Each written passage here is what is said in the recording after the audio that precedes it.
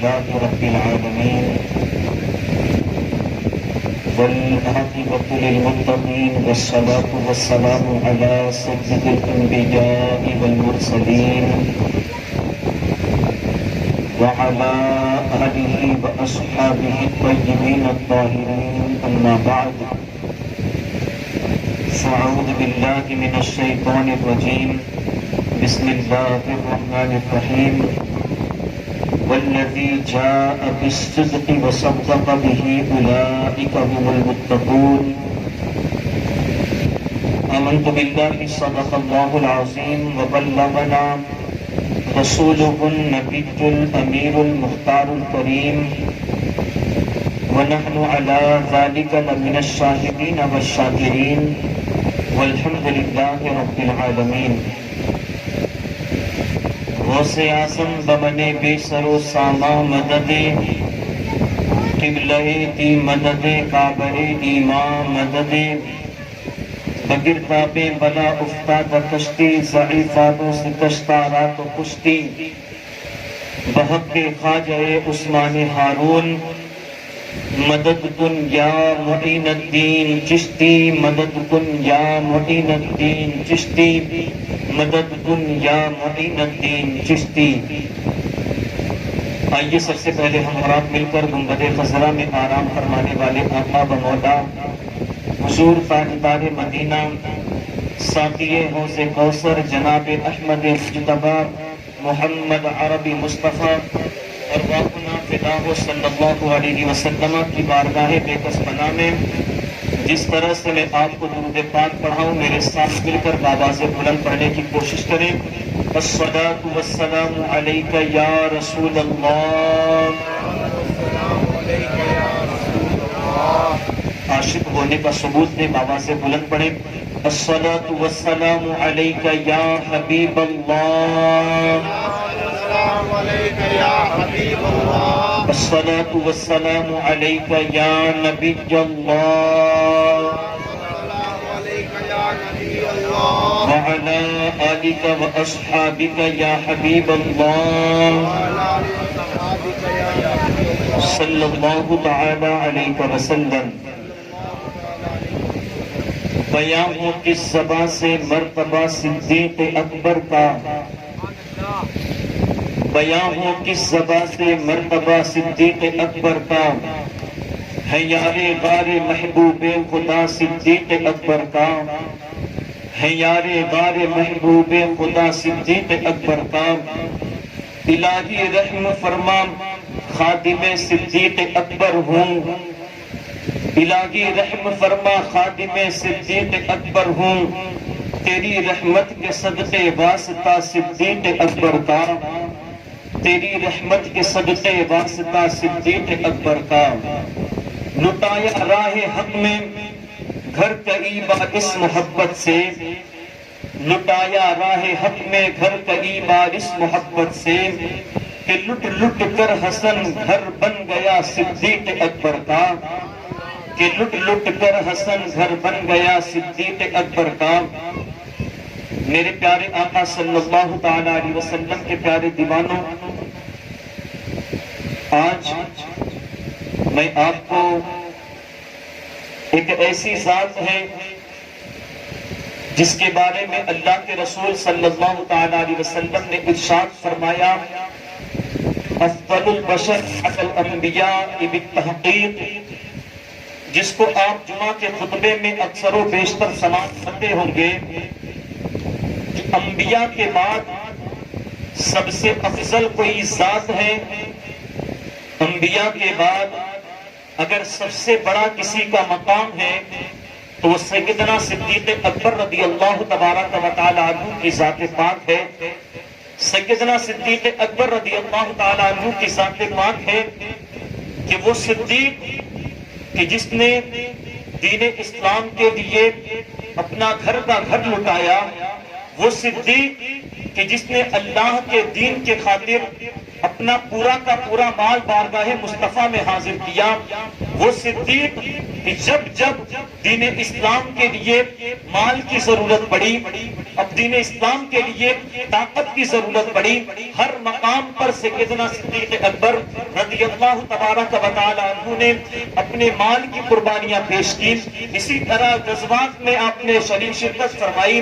سیدنا صدیق اکبر رضی اللہ تعالیٰ عنہ کی وہ ذات پاک ہے کہ جس کو اللہ کے رسول صلی اللہ علیہ وسلم نے صدیق کہا، جس صدیق اکبر کو حضرت عمر فاروق نے صدیق کہا، جس صدیق اکبر کو حضرت عثمان غنی نے صدیق کہا، جس صدیق اکبر کو حضرت مولائے کائنات نے صدیق کہا، بلکہ یہ کہوں تو غلط نہ ہوگا کہ صدیق اکبر کی وہ ذات ہے کہ جس کو تمام صحابہ نے صدیق کہا، اور صحابہ تو الگ بات ہے، امت محمدیہ کے تمام لوگ بھی سیدنا صدیق اکبر کو صدیق کہتے ہیں۔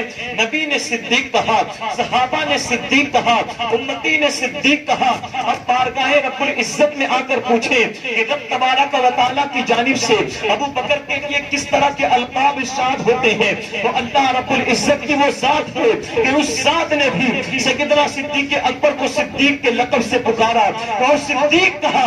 اللہ اکبر! میرے پیارے آقا علیہ الصلوۃ والتسلیم کے پیارے دیوانوں، حضرت سیدنا صدیق اکبر رضی اللہ تعالیٰ عنہ کی شان میں اللہ رب العزت نے قرآن مقدس کی آیتوں کو نازل فرمایا۔ اللہ رب العزت قرآن مقدس میں ارشاد فرماتا ہے، وَالَّذِي جَاءَ بِالصِّدْقِ وَصَدَّقَ بِهِ أُولَٰئِكَ هُمُ الْمُتَّقُونَ، کہ وہ جس نے سچائی کو لے کر آیا اور جس نے اس کی تصدیق کی وہ پرہیزگار ہیں، وہ متقی ہیں۔ میرے پیارے آقا علیہ الصلوۃ والتسلیم کے پیارے دیوانوں، یہاں اس آیت کے اوپر اگر دیکھیں، اگر ہم تفسیر کا جائزہ لیں تو تفسیر کے اندر بے شمار اس کی تفاسیر ملتی ہیں۔ کچھ صحابہ کرام کی جماعت یہ کہتی ہے کہ انبیاء کرام علیہم الصلوۃ والسلام نے اللہ رب العزت کے جو پیغامات اٹھ کر آئے اور خود انہوں نے جب ان کو بیان کیا اپنی امت کے درمیان تو امتی اس کی تصدیق کیے، یہ اس کا مطلب ہے۔ کچھ صحابہ کی جماعت یہ ہے کہ یہ کہتے ہیں کہ اللہ کے رسول صلی اللہ تعالیٰ علیہ وسلم نے جب اللہ کے رسول صلی اللہ علیہ وسلم نے اللہ کے پیغام کو لوگوں کے درمیان پہنچایا تو ان لوگوں نے اس چیز کی، اس پیغام کی تصدیق کی، اس چیز کا نام دیتے ہیں۔ لیکن یہاں پر صحابہ کی ایک جماعت ہے جو یہ کہتی ہے کہ سیدنا صدیق اکبر رضی اللہ تعالیٰ عنہ کے حوالے سے یہ جو آیت کریمہ نازل ہوئی، وَالَّذِي جَاءَ بِالصِّدْقِ وَصَدَّقَ بِهِ أُولَٰئِكَ هُمُ الْمُتَّقُونَ، اس کا پس منظر یہ ہے کہ جب اللہ کے رسول صلی اللہ تعالیٰ علیہ وسلم جب معراج سے واپس تشریف لے آئے اور جب کفار کے درمیان آپ نے ارشاد فرمایا کہ میں تھوڑے سے وقت میں مسجد حرام سے مسجد اقصی پہنچا، مسجد اقصی سے میں ساتوں آسمان کا میں نے سفر کیا، ساتوں آسمان کے بعد میں سدرۃ المنتہا پر پہنچا اور اس کے بعد میں اللہ رب العزت کے دیدار سے میں مشرف ہوا۔ اللہ رب العزت کا دیدار اپنے ماتھوں کی نگاہوں سے میں نے کیا، اور جب اللہ کے رسول صلی اللہ تعالیٰ علیہ وسلم نے جب کفار کے سامنے اس چیز کا اعلان فرمایا تو کفار نے اس کو جھٹلایا۔ لیکن جب وہی کفاروں میں سے ابو جہل جو جاہلوں کا باپ ہے، ابو جہل نے صدیق اکبر کو دیکھا، صدیق اکبر سے پوچھتا ہے کہ اے صدیق اکبر، تمہارے محمد جس کو تم محمد کہتے ہو، جس کو تم اپنا نبی مانتے ہو، وہ کہتے ہیں کہ رات کے تھوڑے سے حصے میں مسجد حرام سے نکل کر مسجد اقصی گیا، مسجد اقصی سے ساتوں آسمان کا میں نے سفر کیا اور اللہ کی ذات کو میں نے اپنے ماتھے کی نگاہوں سے دیکھا۔ کیا اے صدیق، اے ابو بکر، کیا تم اس کو سچ مانتے ہو؟ سیدنا صدیق اکبر فرماتے ہیں کہ اے ابو جہل، بتا یہ بتانے والا کون ہے؟ اور ابو جہل کہتا ہے یہ بتانے والا کوئی اور نہیں بلکہ تیرا دوست، تیرا ساتھی محمد خود یہ کہتا ہے۔ سیدنا صدیق اکبر رضی اللہ تعالیٰ عنہ ارشاد فرماتے ہیں، جب میرے آقا نے یہ فرما دیا کہ انہوں نے اپنی باتوں کی نگاہوں سے اللہ کا دیدار کیا تو پھر اس کے اندر کوئی شک کی گنجائش پیدا نہیں ہو سکتی، کیونکہ مصطفیٰ کا وہ قول ہے، زمین اپنی جگہ سے ہٹ سکتی ہے، آسمان اپنی جگہ سے ہٹ سکتا ہے، سورج پلٹ سکتا ہے، سورج اپنی جگہ سے نکلنا چھوڑ سکتا ہے، اور ایسا کہ پہاڑ اپنی جگہ کو تبدیل کر سکتا ہے، لیکن مصطفیٰ سے زبان سے نکلی ہوئی بات کبھی پلٹ نہیں سکتی۔ مصطفیٰ نے جو کہہ دیا وہ حق فرمایا ہے، اور مصطفیٰ کی زبان وہ زبان ہے، وہ زبان جس کو سب ان کی کنجی کہے، اس کی نافذ حکومت پہ لاکھوں سلام۔ میرے پیارے آقا صلی اللہ علیہ وسلم کے پیارے دیوانوں، اس کا پس منظر یہ ہے، بہت ساری تفاسیر ہے اس آیت کریمہ کے حوالے سے۔ والذی جاء بالصدق وصدق به اولئک هم المتقون. سچائی کو لانے والی ذات اللہ کے رسول صلی اللہ تعالی علیہ وسلم کی ہے، اور اس کی تصدیق فرمانے والی ذات سیدنا صدیق اکبر رضی اللہ تعالیٰ عنہ کی ہے. اور آیت کا جو اصل مفہوم نکلتا ہے وہ یہ نکلتا ہے کہ سیدنا صدیق اکبر رضی اللہ تعالیٰ عنہ نے اللہ کے رسول صلی اللہ تعالیٰ علیہ وسلم کے معراج سفر کو لوگوں کے سامنے حق بیان فرمایا. میرے پیارے آقا علیہ الصلوۃ والتسلیم کے پیارے دیوانوں، اللہ کے رسول صلی اللہ تعالیٰ علیہ وسلم کے بعد جب خلیفہ مقرر کرنے کی بات آئی، اب خلیفہ کس کو بنایا جائے، خلیفہ کسے تیار کیا جائے، مصطفیٰ جان رحمت صلی اللہ علیہ وسلم کے بعد اب خلیفہ کسے چنا جائے، تو حضرت ابو سعید خدری رحمت اللہ تعالیٰ رضی اللہ تعالیٰ عنہ ارشاد فرماتے ہیں کہ ہم ایک صحابی رسول رضی اللہ تعالیٰ عنہ کے مکان پر حاضر تھے، تمام صحابہ وہاں موجود تھے.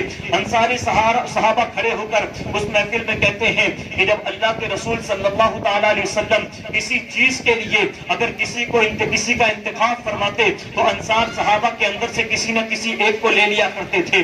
اسی طرح مہاجر صحابہ میں سے ایک صحابی کھڑے ہوتے ہیں اور کہنے لگتے ہیں کہ جب اللہ کے رسول صلی اللہ تعالیٰ علیہ وسلم جب کسی کا انتخاب فرمایا کرتے تھے، جب کسی کو منتخب فرماتے تھے تو نبی پاک صلی اللہ علیہ وسلم کا یہ معمول تھا کہ وہ مہاجرین میں سے کسی ایک کو تیار کیا کرتے تھے.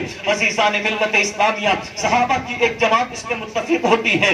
اللہ اکبر. کچھ صحابہ کھڑے ہو کر کہتے ہیں کہ سیدنا صدیق اکبر رضی اللہ تعالیٰ عنہ کو آپ کا اللہ کے رسول علیہ الصلوۃ والسلام کا خلیفہ مقرر کیا جائے. صحابہ کے بعد جب یہ بات طے ہو پاتی ہے کہ صدیق اکبر کو خلیفہ بنایا جائے تو سیدنا صدیق اکبر رضی اللہ تبارک و تعالیٰ عنہ کو خلیفہ تعینات کیا جاتا ہے. جتنے صحابہ وہاں پر موجود رہتے ہیں سب کھڑے ہوتے ہیں، آ کر سیدنا صدیق اکبر کے ہاتھ پر آ کر بیعت کرتے ہیں اور اپنا خلیفہ ان کو تسلیم کرتے ہیں. سیدنا صدیق اکبر رضی اللہ تبارک و تعالیٰ عنہ منبر پر جلوہ افروز ہوتے ہیں. جلوہ افروز ہونے کے بعد لوگوں میں اپنی نگاہ ڈالتے ہیں، ارشاد فرماتے ہیں کہ اے لوگوں، اس کے اندر عمر بن خطاب نظر نہیں آتے، اس محفل کے اندر عمر نظر نہیں آ رہے ہیں. عمر کہاں ہے؟ لوگ کہتے ہیں کہ عمر فلاں مقام پر ہے. کہتے ہیں عمر کو بلا کر لے کر آؤ. سیدنا عمر بن خطاب رضی اللہ تبارک و تعالیٰ عنہ جب بارگاہ صدیق اکبر میں حاضر ہوتے ہیں تو سیدنا صدیق اکبر رضی اللہ تعالیٰ عنہ ارشاد فرماتے ہیں کہ اے عمر، اے خطاب کے بیٹے، میں یہ چاہتا ہوں کہ جب لوگوں نے مجھے خلیفہ مقرر کر دیا ہے تو اس کے بعد میں یہ چاہتا ہوں کہ لوگوں کے درمیان کوئی اختلاف پیدا نہ ہو. حضرت سیدنا عمر بن خطاب رضی اللہ تبارک و تعالیٰ عنہ عرض کرتے ہیں، ارشاد فرماتے ہیں کہ اے میرے بھائی ابو بکر، تم میری طرف سے کوئی غلطی نہ پا سکو گے، میری طرف سے کوئی تم بدگمانی نہیں پا سکتے. اور حضرت عمر بن خطاب رضی اللہ تعالیٰ عنہ حضرت سیدنا صدیق اکبر رضی اللہ تعالیٰ عنہ کے ہاتھ پر بیعت کرتے ہیں اور بیعت کر کے آپ کے ہاتھ پر آپ سے مصافحہ کرتے ہیں. اس کے بعد کچھ دیروں کے بعد اسی محفل کے اندر سیدنا صدیق اکبر رضی اللہ تبارک و تعالیٰ عنہ اسی محفل میں پھر اپنی نگاہ کو دوڑاتے ہیں اور دوڑانے کے بعد پوچھتے ہیں کہ اے لوگوں، بتاؤ علی کہاں ہے، علی کے مرتضیٰ کہاں ہے، شیر خدا کہاں ہے؟ لوگ کہتے ہیں کہ شیر خدا فلاں مقام پر موجود ہے. حضرت صدیق اکبر فرماتے ہیں کہ شیر خدا کو لے کر آؤ، شیر خدا کو یہاں لے کر آؤ. لوگ شیر خدا کو بلاتے ہیں. علی کے مرتضیٰ رضی اللہ تبارک و تعالیٰ عنہ کو بلا کر لایا جاتا ہے. حضرت صدیق اکبر رضی اللہ تبارک و تعالیٰ عنہ سیدنا حضرت علی کے مرتضیٰ کرم اللہ تعالیٰ وجہ الکریم سے ارشاد فرماتے ہیں کہ اے علی، میں یہ چاہتا ہوں کہ جب لوگوں نے مجھے خلیفہ تسلیم کیا ہے، جب لوگوں نے مجھے خلیفہ بنایا ہے تو پھر اس کے اندر کوئی تکلیف نہیں آنی چاہیے. تم کیا اس بات پر راضی ہو کہ میں خلیفہ بنایا جاؤں؟ حضرت مولا کائنات علی کے مرتضیٰ کرم اللہ تعالیٰ وجہ الکریم ارشاد فرماتے ہیں کہ صدیق میرے بھائی، میں اس کو کیسے خلیفہ نہ مان سکوں، میں اس کے بارے میں کیسے بدگمانی رکھ سکتا ہوں جس کو نبی ہمیشہ آگے بڑھایا کرتے تھے. جس صدیق کو نبی کی غیر حاضری میں امامت کا شرف ملا، اس صدیق کے حوالے سے میں کیسے اعتراض کر سکتا ہوں؟ میرے بھائی ابو بکر، میں تیرے ہاتھ پہ بیعت کرتا ہوں اور تجھے اپنا خلیفہ تسلیم کرتا ہوں. میرے پیارے آقا علیہ الصلوۃ والتسلیم کے پیارے دیوانوں، اس طور پر جا کے سیدنا صدیق اکبر رضی اللہ تبارک و تعالیٰ عنہ کو خلیفہ بنایا جاتا ہے، آپ کو خلیفہ تسلیم کیا جاتا ہے. میرے پیارے آقا علیہ الصلوۃ والتسلیم کے پیارے دیوانوں، سیدنا صدیق اکبر رضی اللہ المولا تبارک و تعالی عنہ کی وہ ذات پاک ہے کہ جس کے حوالے سے اللہ کے رسول صلی اللہ تعالی علیہ وسلم نے ارشاد فرمایا کہ میری امت میں، ابو داؤد کی حدیث پاک ہے، میری امت میں اگر سب سے پہلے کوئی جنت میں جائے گا تو وہ صدیق اکبر کی ذات ہے، صدیق جائے گا۔ ابو بکر صدیق سب سے پہلے جنت میں داخل ہوں گے۔ انبیاء کی شان تو یہ ہے کہ انبیاء میں سب سے پہلے اللہ کے رسول صلی اللہ تعالیٰ علیہ وسلم کی ذات پاک ہے جو سب سے پہلے جنت میں داخل ہوں گے۔ اس کے بعد خاتون میں جب پوچھا گیا، حضرت سیدہ فاطمہ الزہرا اپنے بابا سے پوچھتی ہیں کہ بابا جان، عورتوں میں سب سے پہلے جنت میں کون جائے گا؟ تو مصطفیٰ جان رحمت صلی اللہ علیہ وسلم ارشاد فرماتے ہیں، اے میری فاطمہ بیٹی، عورتوں میں سب سے پہلے تو جنت میں جائے گی۔ پتا چلا کہ نبیوں میں سب سے پہلے خاتم الانبیاء ہمارے نبی جائیں گے، عورتوں میں سب سے پہلے حضرت سیدہ فاطمہ جائیں گی، اور امتی کی بات کروں تو امتی میں سب سے پہلے کوئی اور نہیں بلکہ سیدنا صدیق اکبر جائیں گے۔ میرے پیارے آقا علیہ الصلوۃ والتسلیم کے پیارے دیوانوں، مرتبہ حضرت صدیق کا ہے یہ سید، مرتبہ حضرت صدیق کا ہے یہ سید، ہر فضیلت کے وہ جامع ہیں نبوت کے سوا، ہر فضیلت کے وہ جامع ہیں۔ جتنی فضیلتیں ہیں آپ کو یہاں بتانا چاہوں گا، دنیا کا ہر انسان، ہر عالم کو آپ پکڑ لیں، وہ فضیلت کا جامع نہیں ہو سکتا۔ جامع کہتے ہیں جو انتہا کو پہنچا ہو، جامع اسے کہتے ہیں۔ فضیلت کے جامع پر اگر علم کی بات کروں تو جتنے بھی علماء ہمارے یہاں موجود ہیں ہندوستان کے اندر، دنیا کے اندر، کوئی بھی علماء کرام علم کے جامع تک نہیں پہنچے۔ علم سے متصف تو ہوئے لیکن علم کا جامع ان کو نہ مل سکا۔ جامع کس کو ملا؟ حضرت امام بخاری کو جامع ملا۔ جامع کسے ملا؟ حضرت امام احمد بن حنبل کو وہ جامع پہنچے، یعنی علم کے انتہا کو پہنچے۔ اور فضیلت میں اگر دیکھا جائے تو حضرت سیدی کچھوٹوی محدث اعظم ارشاد فرماتے ہیں کہ مرتبہ حضرت صدیق کا ہے یہ سید، ہر فضیلت کے وہ جامع ہیں، جامع متصف نہیں ہیں، جامع ہیں نبوت کے سوا، یعنی نبوت تو ان کو نہ مل سکی کیونکہ خاتم النبیین میرے نبی ہیں، نبوت کا دروازہ وہیں بند ہو گیا، کلوز ہو گیا۔ لیکن نبوت کے بعد اگر سب سے بڑا، نبیوں کے بعد سب سے بڑا کسی نے مرتبہ پایا تو سیدنا صدیق اکبر نے پایا۔ میرے پیارے آقا علیہ الصلوۃ والتسلیم کے پیارے دیوانوں، اسی طرح سیدنا صدیق اکبر کی ذات پاک سے ہمیں بہت ساری چیزیں ملتی ہیں۔ سیدنا صدیق اکبر رضی اللہ تعالیٰ عنہ نے کبھی نماز کو ترک نہ کیا۔ سیدنا صدیق اکبر نے کبھی حضور کی محبت میں کوئی کمی نہ آنے دی۔ سیدنا صدیق اکبر کی وہ ذات ہے جس نے کبھی کسی کو پریشان نہ کیا۔ نماز کے حوالے سے آپ کو باتیں بتاتا چلوں کہ سیدنا صدیق اکبر صحابی ہو کر صحابہ ہیں اور افضل صحابہ ہیں، تمام صحابی میں سب سے بڑا مرتبہ سیدنا صدیق اکبر کا۔ سیدنا صدیق اکبر رضی اللہ تعالیٰ عنہ کو وہ فضیلت حاصل ہے کہ جس کو مصطفیٰ کے بازوں میں سلایا گیا، زندہ رہے تو مصطفیٰ کے ساتھ ساتھ چلے۔ اسلام قبول کرنے والوں میں دیکھیں تو سب سے پہلے سیدنا صدیق اکبر نے اسلام قبول فرمایا، ہر مقام پر نبی کے ساتھ رہے۔ جب وصال فرمایا تو نبی کے ساتھ بھی آج بھی موجود ہیں، اور قیامت میں یہ شان ہوگی کہ جب میرے آقا صلی اللہ علیہ وسلم اپنے روضے مبارکہ سے اٹھیں گے تو ایک ہاتھ میں عمر کا ہاتھ ہوگا اور دوسرے میں صدیق کا ہاتھ ہوگا، ایک میں عمر کا ہاتھ ہوگا دوسرے میں صدیق کا ہاتھ ہوگا۔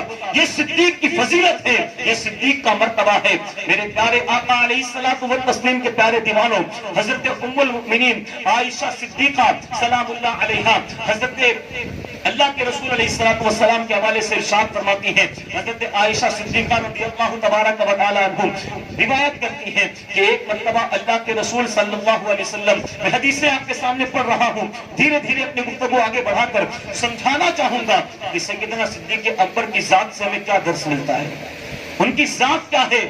آخر ہم صحابہ کا ذکر کرتے ہیں تو کیا ذکر کرنا ہی کافی ہے یا ان پر عمل بھی کرنا چاہیے؟ یہ آپ کو بتاؤں گا آج کی گفتگو میں۔ سیدنا صدیق اکبر رضی اللہ تعالیٰ عنہ کے حوالے سے حضرت ام المؤمنین عائشہ صدیقہ رضی اللہ مولا تبارک و تعالی عنہ ارشاد فرماتی ہیں کہ ایک روز حضور صلی اللہ تعالی علیہ وسلم میرے حجرے مبارکہ میں تھے اور میرے پیر پر اپنا سر رکھ کے میرے آقا آرام فرما تھے. میں نے بارگاہ مصطفیٰ میں عرض کیا یا رسول اللہ صلی اللہ تعالی علیہ وسلم آپ پر میرے ماں باپ قربان ہو, آپ پر میرے ماں باپ قربان ہو. یا رسول اللہ صلی اللہ تعالی علیہ وسلم کیا کسی کی نیکی اتنی بھی ہے جتنے کہ آسمان کے ستارے موجود ہیں؟ اللہ کے رسول صلی اللہ تعالی علیہ وسلم نے ارشاد فرمایا کہ اے عائشہ ہاں ہاں اتنی بھی نیکی کسی کے پاس ہے. حضرت عائشہ عرض کرتے ہیں یا رسول اللہ آسمان کے تاروں کے برابر کس کی نیکی ہو سکتی ہے؟ میرے آقا ارشاد فرماتے ہیں اے عائشہ وہ عمر بن خطاب ہیں جن کی نیکیوں کا یہ عالم ہے, یہ اس سے آسمان کے ستاروں کے برابر عمر بن خطاب کی نیکیاں ہیں. حضرت عائشہ صدیقہ رضی اللہ تبارک و تعالی عنہ بارگاہ مصطفیٰ میں عرض کرتی ہیں یا رسول اللہ صلی اللہ تعالی علیہ وسلم کیا اس سے بڑھ کر بھی کسی کی نیکی ہو سکتی ہے؟ میرے آقا نے ارشاد فرمایا کہ اے عائشہ ہاں ہاں اس سے بڑھ کر بھی ایک ایسا شخص ہے, ایک ایسا میرا صحابی ہے جس کی نیکی اس سے بڑھ کر ہے. عمر کی تمام نیکیوں کو سمیٹ لیا جائے, عمر کی تمام نیکیوں کو ایک طرف کیا جائے اور حضرت صدیق کی ایک نیکی کو ایک طرف رکھا جائے. حضرت عمر کی تمام نیکیاں صدیق اکبر کی ایک نیکی, اس طور پر صدیق اکبر کی نیکیاں ہیں. اب دیکھیے افضل الصحابہ سیدنا صدیق اکبر کا مقام کیا ہے, سیدنا صدیق اکبر رضی اللہ تعالیٰ عنہ کی شان کیا ہے. میرے پیارے آقا علیہ الصلوۃ والتسلیم کے پیارے دیوانوں, حضرت سیدنا صدیق اکبر رضی اللہ تبارک و تعالیٰ عنہ جب اللہ کے رسول صلی اللہ تعالیٰ علیہ وسلم نے کفار مکہ سے تنگ آ کر, تھوڑا میں تکلیف دے رہا ہے بولنے میں تھوڑی سی ڈسٹرب ہو رہی ہے, تھوڑا دیکھیں کوشش کریں اگر بن جائے تو بہت اچھا ہوگا. سیدنا اللہ کے رسول صلی اللہ تعالی علیہ وسلم, اس کا چہرہ تھوڑا سا میری طرف کرو, تھوڑا سا. اللہ کے رسول صلی اللہ تعالی علیہ وسلم نے جب یہ دیکھا کہ مکہ کے اندر, دھیان سے سننا مسلمانوں, مکہ کے اندر اللہ کے رسول صلی اللہ تعالی علیہ وسلم نے جب تبلیغ اسلام فرمائی, نوبت یہاں تک پہنچی کہ حضور صلی اللہ تعالی علیہ وسلم کو قتل کرنے کی سازشیں کی گئی. حضور علیہ السلام کو قتل کرنے کا ارادہ کیا گیا. ایک میٹنگ بلائی گئی, کفار کے بڑے بڑے سردار اس میٹنگ کے اندر موجود تھے. اسی میٹنگ کے اندر شیطان ابلیس لعین بھی موجود تھا. لوگوں کی گفتگو کو سنا. ابلیس لعین کہتا ہے میں تمام کی گفتگو کو سنوں گا اور گفتگو سننے کے بعد میں ایک فیصلہ کروں گا. ایک بوڑھے نجدی کی شکل میں آتا ہے وہ شیطان.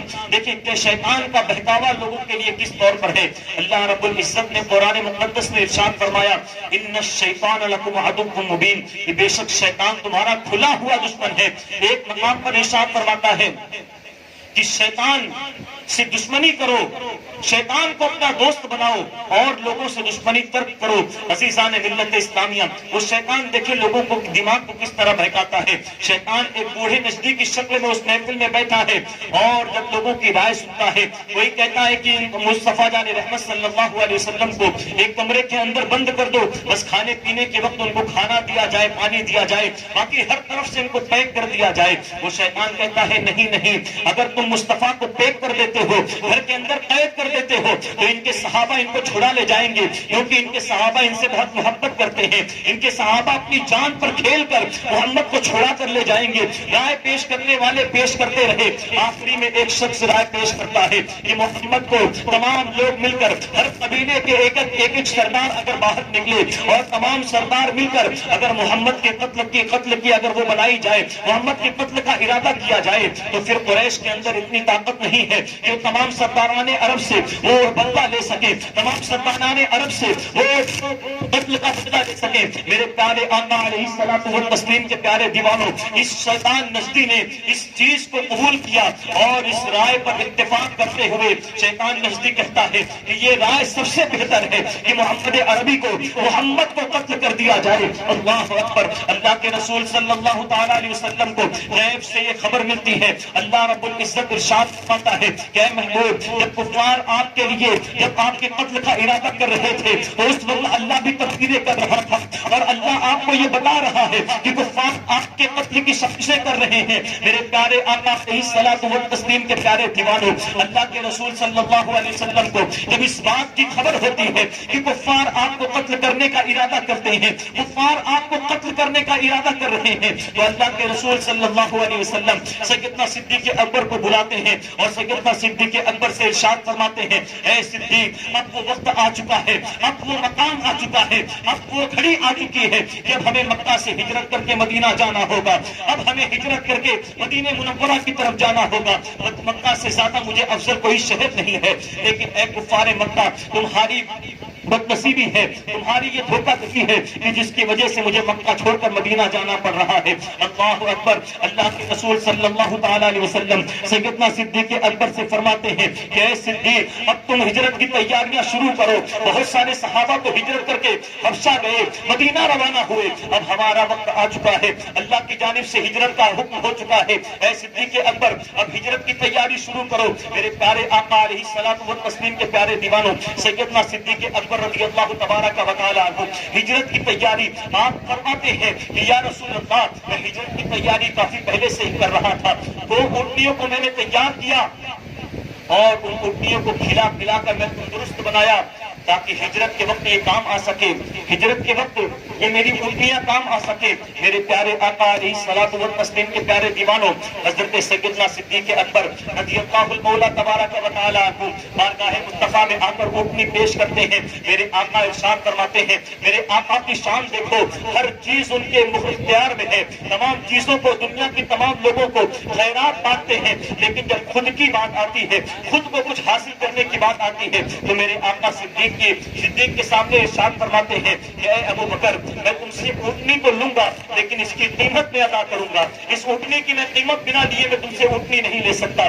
سیدنا صدیق اکبر بارگاہ مصطفیٰ میں عرض کرتے ہیں یا رسول اللہ میں کیسے ایسا کر سکتا ہوں، بار بار میں نے آپ کے لیے اپنے مال کو پیش کیا لیکن جب میں آپ کو اپنی اونٹنی دیتا ہوں تو آپ ارشاد فرماتے ہیں کہ اس کی قیمت ادا کروں گا۔ میرے آقا میری طرف سے تحفہ سمجھے لیکن مصطفیٰ جان رحمت صلی اللہ علیہ وسلم کی عظمتوں پر قربان جائیں، میرے آقا ارشاد فرماتے ہیں کہ صدیق میں اس کی قیمت ادا کیے بنا یہ اونٹنی نہیں لے سکتا۔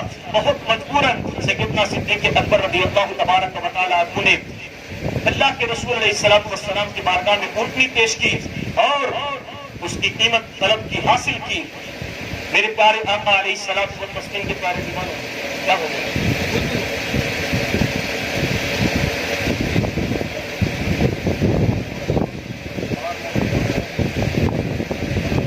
تسلیم کے پیارے دیوانوں، سیدنا صدیق اکبر رضی اللہ تبارک و تعالی عنہ بارگاہ مصطفیٰ میں اونٹنی کو پیش کیا۔ اللہ کے رسول صلی اللہ تعالی علیہ وسلم نے ارشاد فرمایا کہ اے صدیق اس اونٹنی کو عبداللہ بن اریبس کے حوالے کر دو۔ یہ عبداللہ بن اریبس کون ہے؟ یہ مکہ کا ایک ایسا شخص ہے کہ جس کو ہر راستے کی خبر تھی۔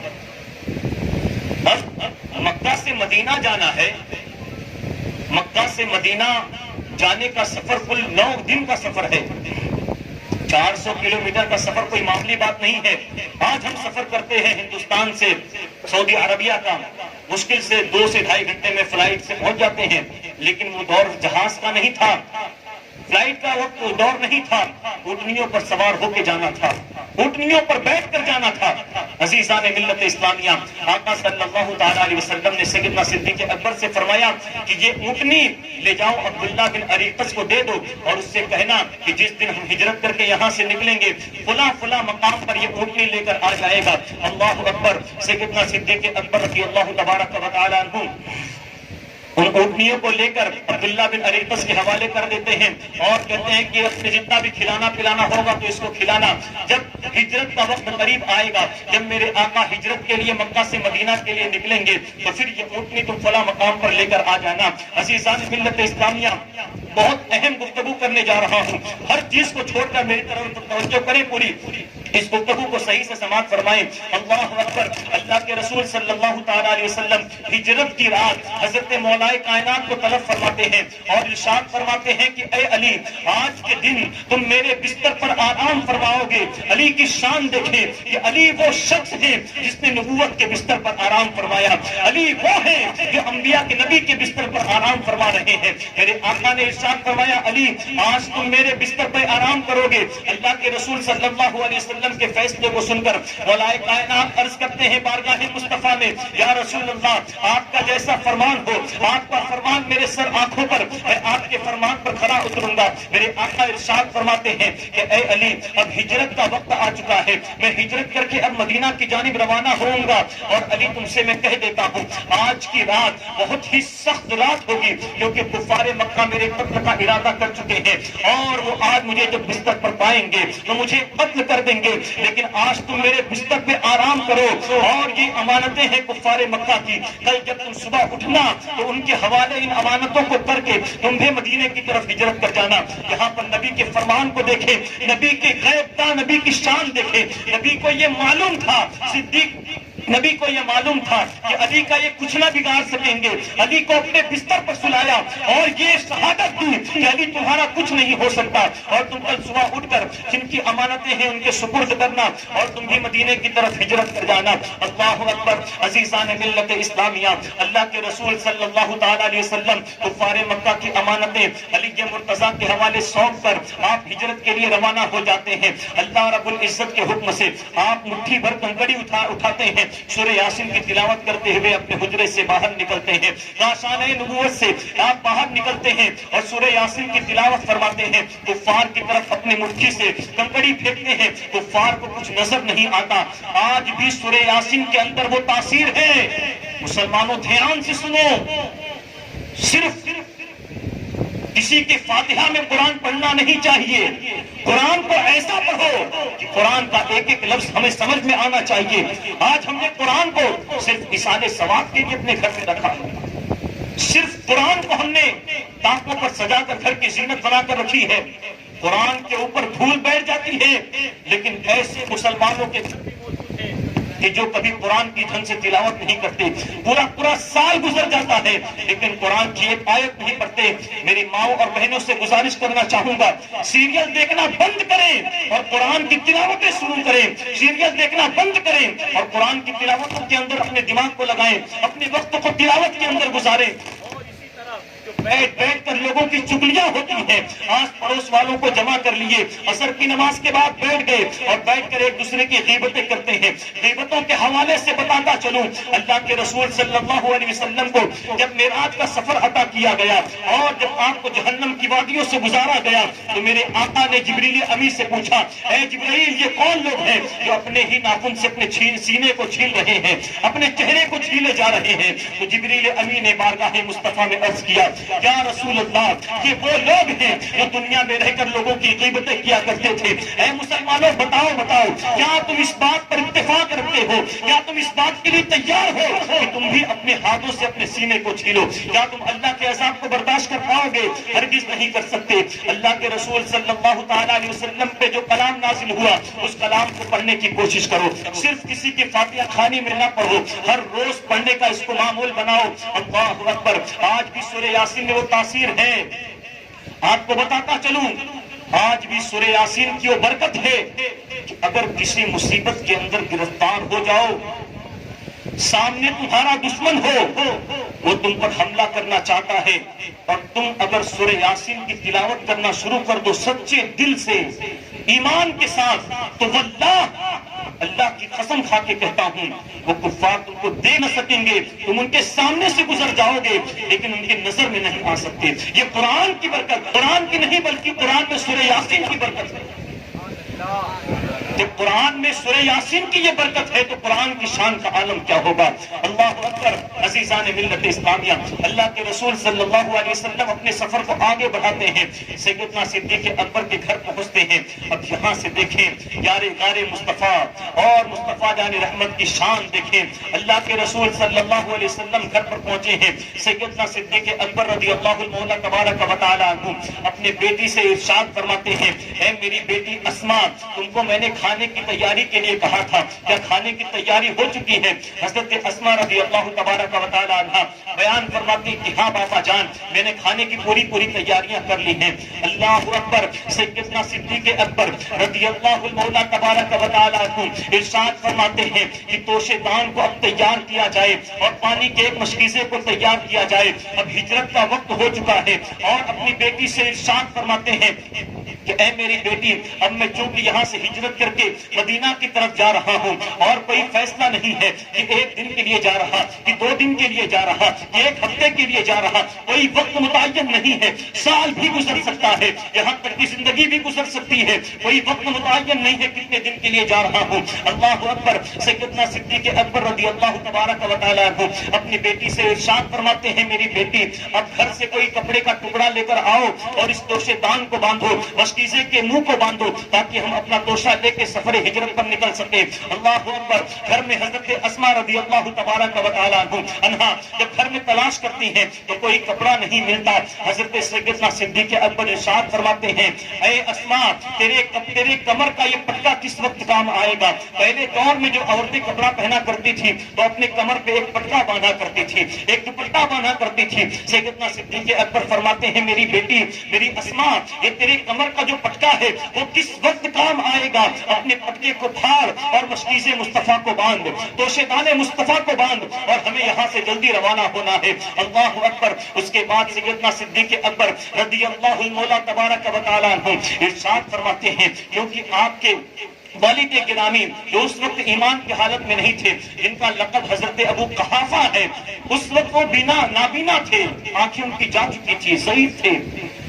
سیدنا صدیق اکبر رضی اللہ تبارک و تعالی عنہ کو یہ خوف تھا کہ جب میرے بابا کو یہ معلوم ہوگا کہ ابو بکر مکہ سے روانہ ہو گیا ہے مدینے کی طرف، تو وہ ضرور یہ پوچھے گا کہ گھر کے لیے کیا چھوڑ کر گیا ہے۔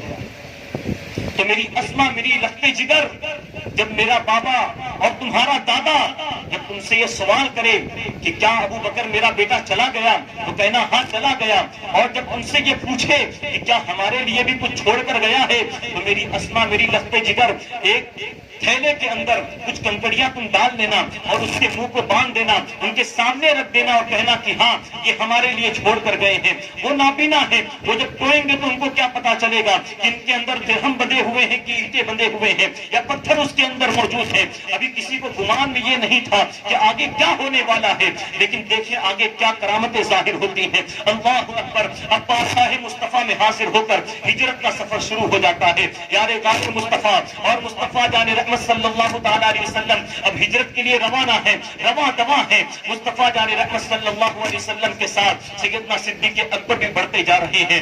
جب صبح ہوتی ہے تو حضرت ابو بکر صدیق رضی اللہ تبارک و تعالیٰ عنہ کے والد گرامی جناب ابو قحافہ جب صبح کو بیدار ہوتے ہیں تو اپنے پوتی سے پوچھتے ہیں کہ اے بیٹی بتاؤ کیا تمہارا بابا چلا گیا؟ وہ کہتی ہے ہاں چلا گیا، وہ چلا گیا، لیکن کیا ہمارے لیے بھی کچھ چھوڑ کر گیا ہے؟ تو حضرت اسما بنت ابو بکر صدیق رضی اللہ تبارک و تعالی عنہا بیان فرماتی ہیں کہ ہاں میرا بابا یہ دیکھیے یہ چھوڑ کر گیا ہے۔ جب بوڑھے میاں جب اس کو چھوتے ہیں، اس جب گٹھری کو چھوتے ہیں تو چھونے کے بعد کہتے ہیں کہ بیٹی اسما اس کے اندر کیا ہے؟ جب اپنے ہاتھوں سے ٹٹولتے ہیں تو کہتے ہیں اس کے اندر کیا ہے؟ اب اسما کے ہوش ٹھکانے نہیں ہوتے ہیں۔ حضرت اسما کہتی ہیں اگر اس کے اندر یہ کہوں کہ اس کے اندر کنکڑیاں بند ہیں تو ابھی ہجرت کا راز کھل جائے گا اور یہ لوگوں کے درمیان شور مچا دیں گے کہ ابو بکر اور محمد یہاں سے ہجرت کر کے مدینہ کی طرف نکل گئے ہیں، اور اگر یہ کہتی ہوں کہ اس کے اندر درہم بدے ہوئے ہیں تو یہ جھوٹ ہو جائے گا۔ لیکن سیدہ اسما بنت ابو بکر صدیق رضی اللہ تبارک و تعالیٰ عنہ کہتی ہیں کہ ہجرت کا راز بچ جائے، اگرچہ یہاں پر تھوڑی جھوٹ بولنے پڑے لیکن مصطفیٰ کی ذات کم سے کم بستی ہوئی نظر آئے گی۔ دیکھیں میرے نبی سے کس طرح لوگ محبت کیا کرتے تھے، میرے پیارے آقا علیہ الصلوۃ والتسلیم کے پیارے دیوانوں، جب وہ کہتے ہیں کہ اسما اس کے اندر کیا ہے تو حضرت اسما فرماتی ہیں کہ بابا جان، دادا جان، میرے بابا نے اس کے اندر آپ کے لیے چند اشرفیاں چھوڑ کر گئے ہیں۔ حضرت اسما کا یہ کہنا تھا، اللہ رب العزت کی طرف سے اس گٹھری کے کنکڑی کو اللہ رب العزت نے درہم کے اندر تبدیل فرما دیا، درہم کے اندر تبدیل فرمایا میرے مولا نے۔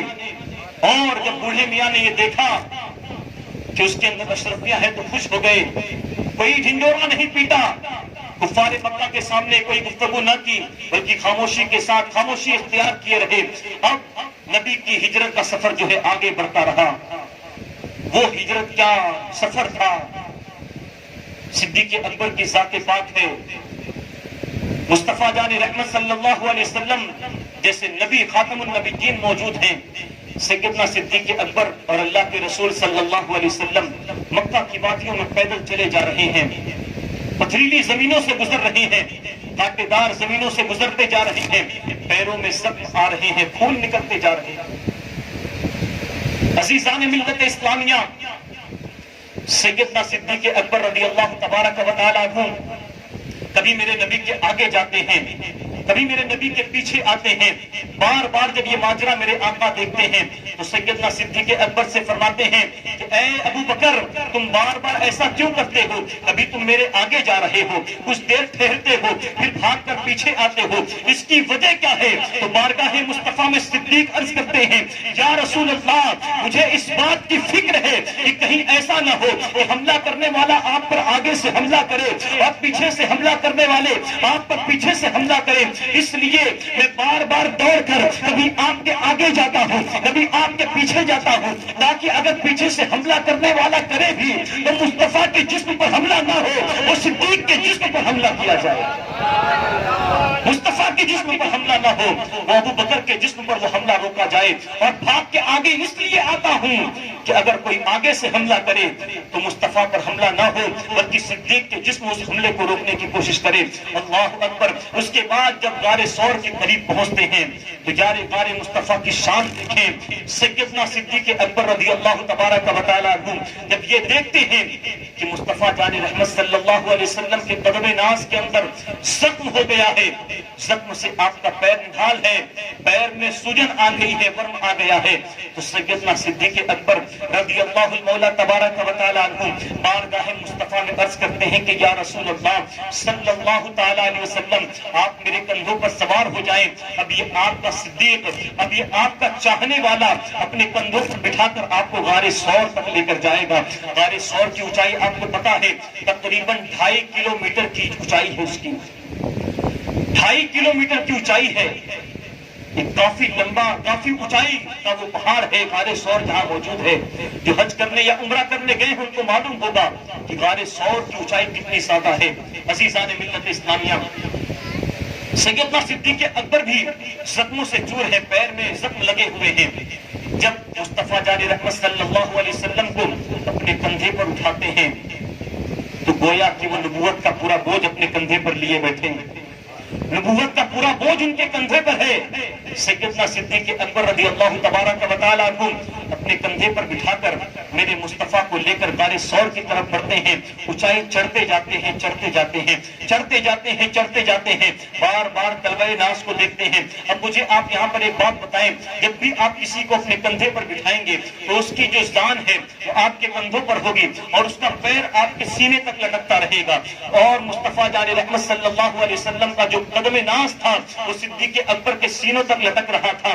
صدیق بار بار طلبہ مصطفیٰ کا دیدار کرتے رہے اور غار ثور کب آیا معلوم ہی نہیں پڑا، زخموں سے چور تھے لیکن سفر ایسے پار کیے گویا کہ ایسا لگا ہی نہیں کہ زخموں سے چور ہیں، اور غار ثور قریب آ گیا۔ غار ثور پر پہنچنے کے بعد سیدنا صدیق اکبر رضی اللہ تبارک و تعالیٰ عنہ بارگاہ مصطفیٰ میں عرض کرتے ہیں، یا رسول اللہ صلی اللہ تعالیٰ علیہ وسلم، اب آپ یہاں پر ٹھہر جائیں، آپ کو میرا واسطہ، آپ کو میں قسم دیتا ہوں، آپ غار ثور کے باہر کھڑے رہیں، میں غار ثور کے اندر جاتا ہوں اور جانے کے بعد میں پہلے اس کی صفائی کرتا ہوں تاکہ کوئی موذی جانور اگر ہو جو آپ کو پریشان کرے، میں ایسا گوارا نہیں کر سکتا۔ سیدنا صدیق اکبر رضی اللہ مولا تبارک و تعالیٰ عنہ غار ثور کے اندر داخل ہوتے ہیں، داخل ہونے کے بعد غار کی صفائی کرتے ہیں، جہاں جہاں پر چھید تھا ان تمام سوراخوں کو بند کرتے ہیں، ایک سوراخ بچ جاتا ہے جس پر اپنی ایڑی یا انگوٹھا لگا دیتے کرتے ہیں. زیادہ تر روایتوں کے اندر انگوٹھے کا بیان کیا گیا ہے اور کچھ روایتوں کے اندر بیان کیا گیا ہے کہ سیدنا صدیق اکبر نے اپنے ایڑی کو وہاں پر رکھا. خیر جو بھی رکھا, ہمیں تو بس مصطفیٰ کی شان سننی ہے, صدیق اکبر کا مقام سننا ہے. صدیق اکبر نے تمام چیزوں کی صفائی کرنے کے بعد بارگاہ مصطفیٰ میں عرض کرتے ہیں, میرے آقا اب آپ اندر تشریف لے کر آئے, تمام چیزوں کی صفائی ہو چکی ہے. اللہ کے رسول صلی اللہ تعالی علیہ وسلم غار ثور کے اندر حاضر ہوتے ہیں. سیدنا صدیق اکبر رضی اللہ تبارک و تعالی عنہ ارشاد فرماتے ہیں کہ اللہ کے رسول صلی اللہ تعالی علیہ وسلم میرے زانوں پر اپنا سر رکھ کر آرام فرما تھے کہ ایک سوراخ جس کے اوپر میں نے اپنا انگوٹھا رکھا تھا, اس کے اندر سے ایک زہریلے سانپ نے میرے پیر کے اوپر ڈنک مارا اور میرے پیر کو زخمی کیا. اس سانپ کے حوالے سے آپ جانتے ہیں وہ سانپ کب سے مشتاق تھا میرے مصطفیٰ کا, تو سلیمان علیہ السلام کو آپ جانتے ہیں کہ مصطفیٰ جان رحمت صلی اللہ علیہ وسلم اور حضرت سلیمان علیہ السلام کا جو دور ہے کم و بیش کئی ہزار سال کا فاصلہ ہے, کئی ہزار سال کا دونوں نبیوں کے بیچ میں فاصلہ ہے.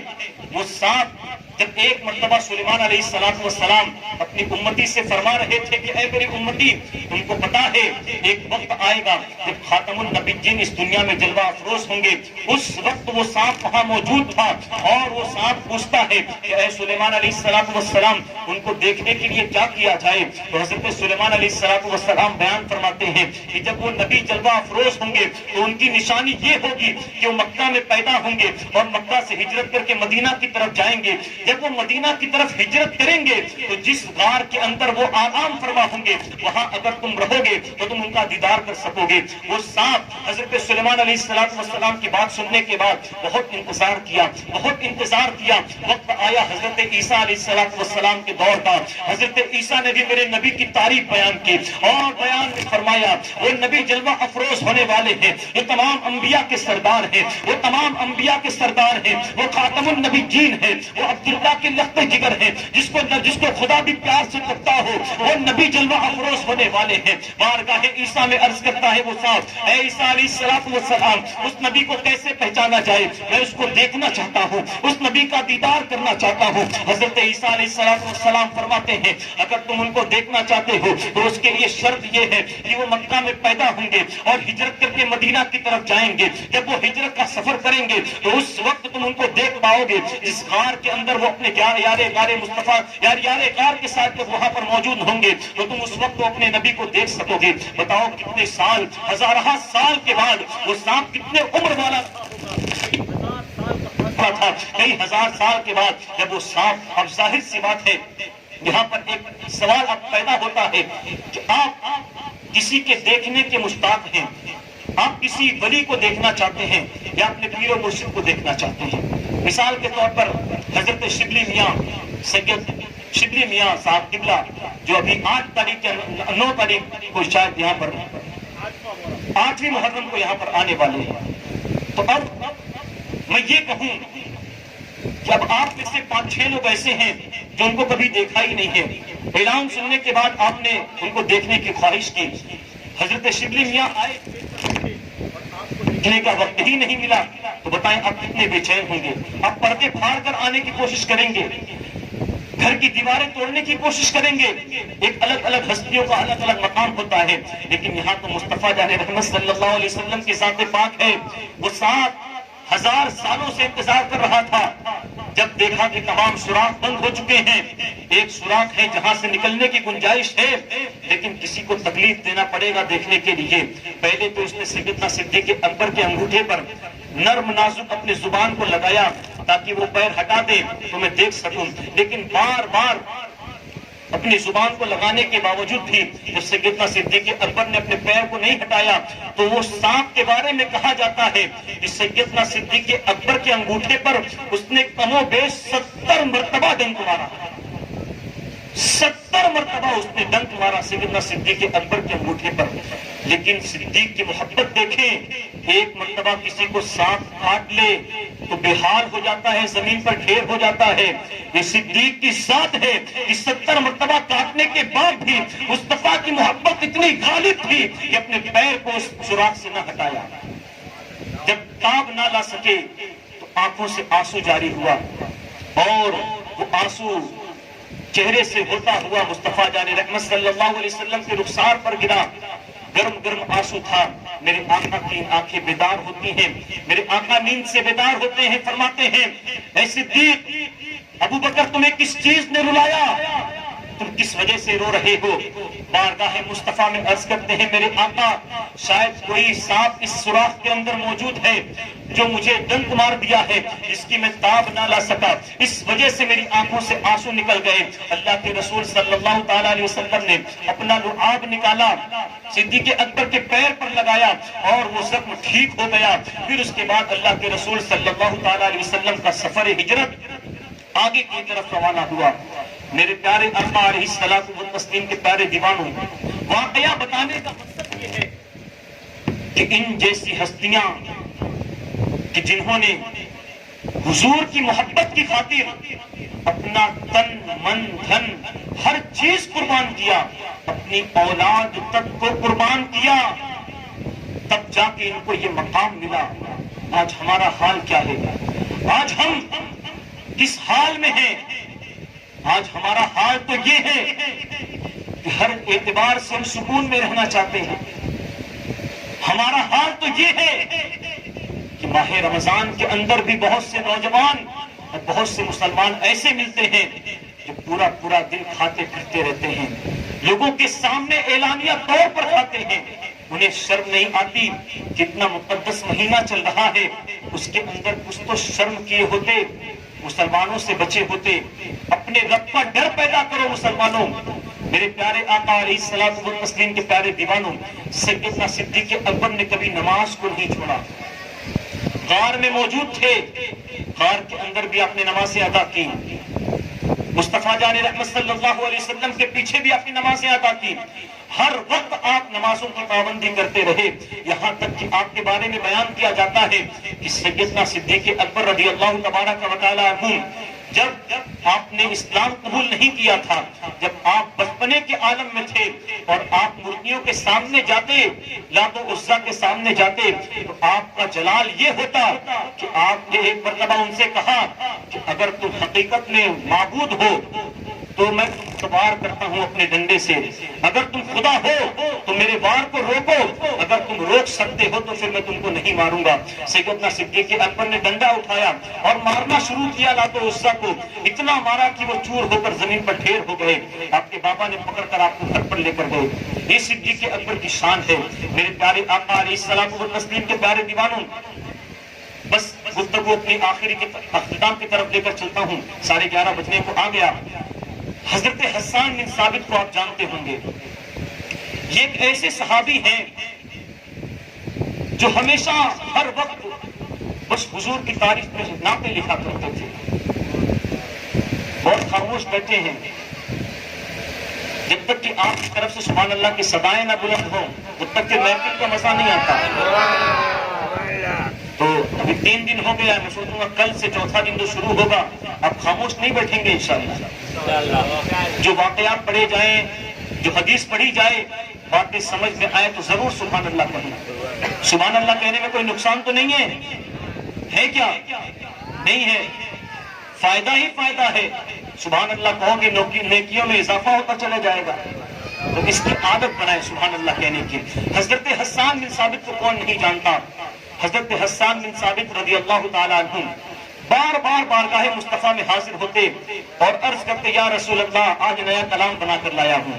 حضور کی بارگاہ سے اجازت ملتی، حضرت حسان منبر پر کھڑے ہوتے اور مصطفیٰ کی بارگاہ میں نعتیں سناتے اور پھر اپنے گھر کو روانہ ہو جاتے۔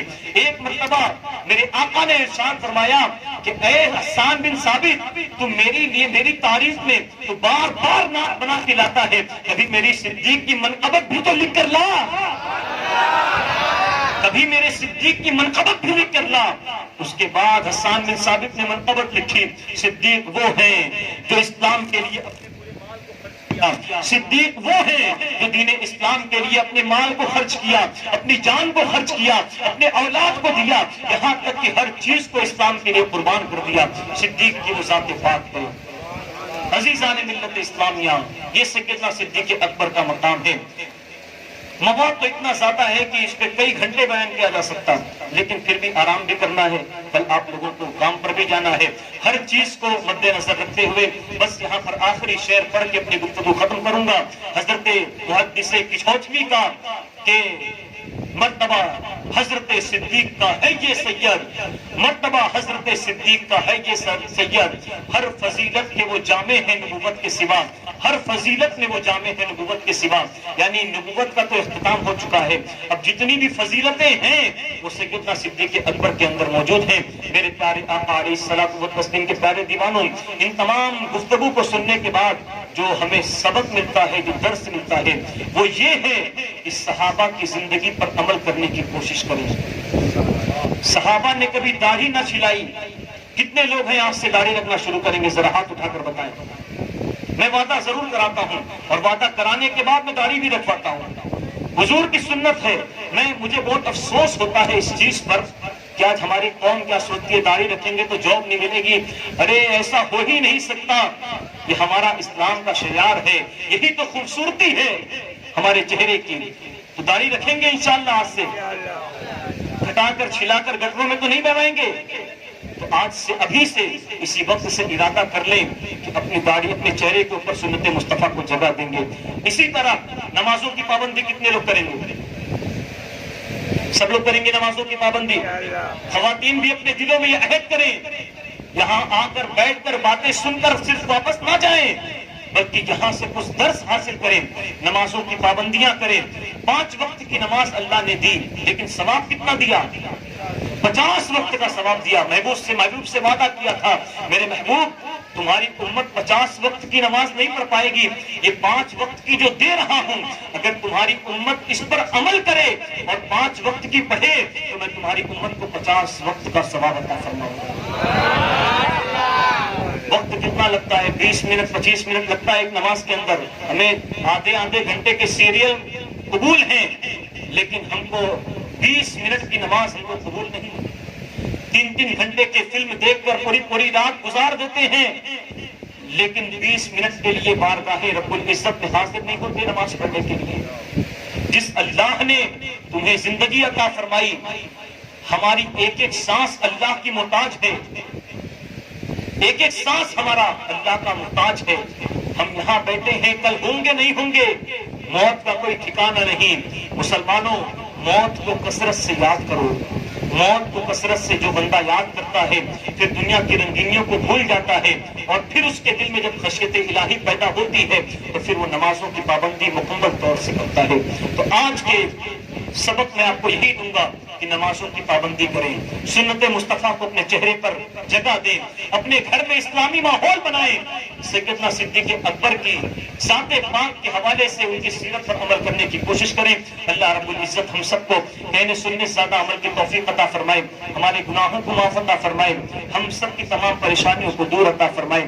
وما علینا الا البلاغ۔ السلام علیکم ورحمۃ اللہ وبرکاتہ۔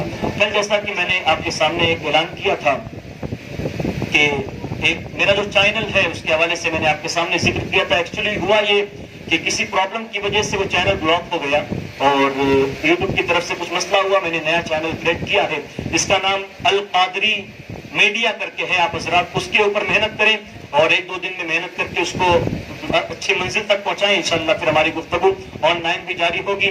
آپ دعا کریں کہ اللہ تعالی ہم سب کو ہر چیز میں کامیابی عطا فرمائے۔ کھڑے ہو جائیں، صلاۃ والسلام پڑھ لیں۔